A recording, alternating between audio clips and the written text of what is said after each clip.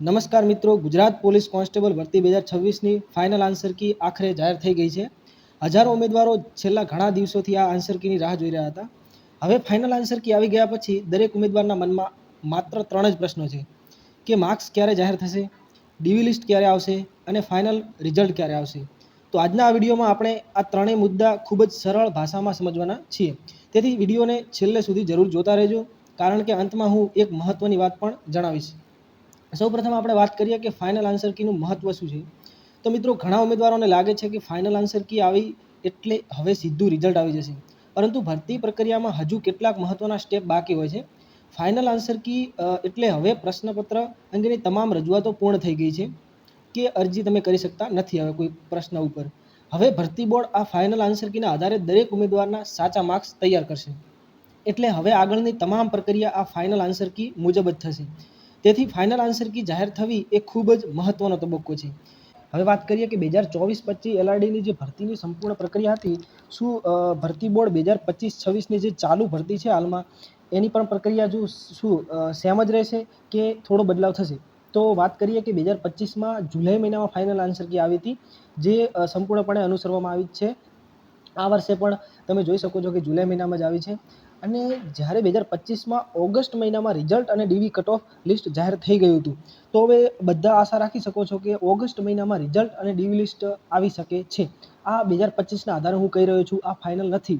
અને વાત કરીએ કે ડીવી જે ડોક્યુમેન્ટ વેરિફિકેશન છે, તો ગઈ સાલ 29 સપ્ટેમ્બર આજુબાજુ પતી ગયું હતું બધું, સપ્ટેમ્બર મહિનાની એન્ડમાં કોને, તો આ વર્ષે પણ સપ્ટેમ્બરની એન્ડમાં ડોક્યુમેન્ટ વેરિફિકેશન માટે બોલાવી શકે છે।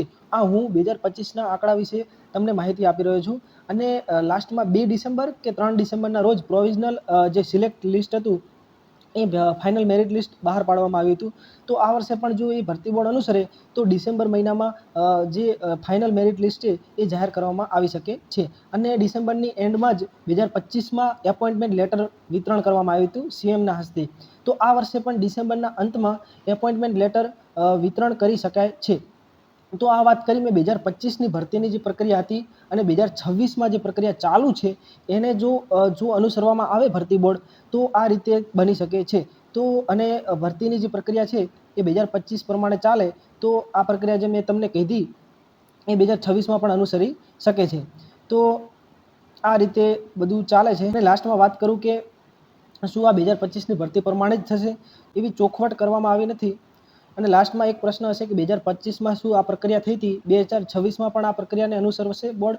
તો એ તદ્દન ખોટી વાત છે, કારણ કે ગઈ સાલ એવી કોઈ ઉતાવળ નથી, જેના કારણે ધીરે ધીરે કામ ચાલતું હતું। આ વર્ષે થોડી સ્પીડમાં કામ કરી રહ્યું છે ભરતી બોર્ડ, તેથી ડિસેમ્બર પહેલાં પણ એપોઇન્ટમેન્ટ લેટર આવી શકે છે। તો ખોટી અફવાઓથી દૂર રહેજો। તો હવે સૌથી મોટો પ્રશ્ન છે કે માર્ક્સ ક્યારે જાહેર થશે? તો મિત્રો, હાલ ભરતી બોર્ડ માર્ક્સ જાહેર કરવાની કોઈ સત્તાવાર તારીખ હજુ સુધી આપી નથી, પરંતુ સામાન્ય રીતે ફાઇનલ આન્સર કી બાદ ઉમેદવારોના માર્ક્સ જાહેર થતા હોય છે, જેમ કે ગઈ સાલ પણ આ રીતે જ જાહેર કરવામાં આવ્યા હતા। એટલે આગામી સમયમાં ટૂંકા ગાળામાં તેની સંભાવના છે કે આવી જશે। જ્યારે માર્ક્સ જાહેર થશે ત્યારે દરેક ઉમેદવારે પોતાનો સ્કોર જોઈ શકાશે, તો એના પછી આપણે કટ ઓફ ક્યાં સુધી જશે એનો અંદાજ આવશે। અને ત્રીજો પ્રશ્ન છે કે ડીવી લિસ્ટ ક્યારે આવી શકે? હવે વાત કરીએ ડીવી લિસ્ટની। તો મિત્રો, ડીવી એટલે ડોક્યુમેન્ટ વેરિફિકેશન, જે આ તબક્કામાં પસંદ થયેલા ઉમેદવારો હશે એમને તમામને દસ્તાવેજની ચકાસણી કરવામાં આવે છે। સામાન્ય રીતે માર્ક્સ જાહેર થયા પછી કટ ઓફ નક્કી થાય છે, ત્યારબાદ ભરતી બોર્ડ ડીવી માટે ઉમેદવારોની યાદી જાહેર કરશે। હાલ તેની કોઈ સત્તાવાર તારીખ હજુ સુધી આવી નથી, તેથી સોશિયલ મીડિયા પર ફરતી તારીખોને સાચી માની લેવી એ યોગ્ય નથી। માત્ર ભરતી બોર્ડની સત્તાવાર જાહેરાત પર જ આપણે વિશ્વાસ રાખવાનો છે। છેલ્લો પ્રશ્ન છે કે ફાઇનલ રિઝલ્ટ ક્યારે આવશે? હવે છેલ્લો પ્રશ્ન છે કે ફાઇનલ રિઝલ્ટ। ડીવી પ્રક્રિયા પૂર્ણ થયા પછી ઉમેદવારોના દસ્તાવેજની ચકાસણી થાય છે। જો તમામ પ્રક્રિયા સફળતાપૂર્વક પૂર્ણ થાય તો ફાઇનલ રિઝલ્ટ જાહેર કરવામાં આવે છે। એટલે કે ફાઇનલ રિઝલ્ટ પહેલાં ડીવી લિસ્ટ આવવી જરૂરી છે। હાલ ફાઇનલ રિઝલ્ટની પણ કોઈ પણ સત્તાવાર તારીખ જાહેર કરવામાં આવી નથી, તેથી આપણે ધીરજ રાખવી અને સત્તાવાર અપડેટથી રાહ જોવાની રહેશે। બીજી મહત્વની એક સલાહ છે તમારા માટે કે મિત્રો, આ દિવસોમાં યુટ્યુબ, ટેલિગ્રામ અને વોટ્સઅપ પર ઘણી બધી ખોટી તારીખો વાયરલ થાય છે। ઘણા લોકો કોઈ પુરાવા વગર તારીખો કહી દે છે, પરંતુ એ મારી એક વિનંતી છે કે આ અફવાઓથી દૂર રહો। જ્યારે પણ ભરતી બોર્ડ તરફથી સત્તાવાર માહિતી આવશે ત્યારે આપણે સૌથી પહેલો આ ચેનલ પર તમને અપડેટ કરી દઈશ। હવે વાત કરીએ કે જો આ વિડીયો તમને ઉપયોગી લાગ્યો હોય તો વિડીયોને લાઇક કરજો, તમારા મિત્રોને જરૂર શેર કરજો અને કોમેન્ટમાં જરૂર લખજો તમારા માર્ક્સ કેટલા બની રહ્યા છે. હું દરેક કોમેન્ટ વાંચું જ છું અને રિપ્લાય પણ આપું જ છું. આભાર મિત્રો. જય હિન્દ, જય ભારત.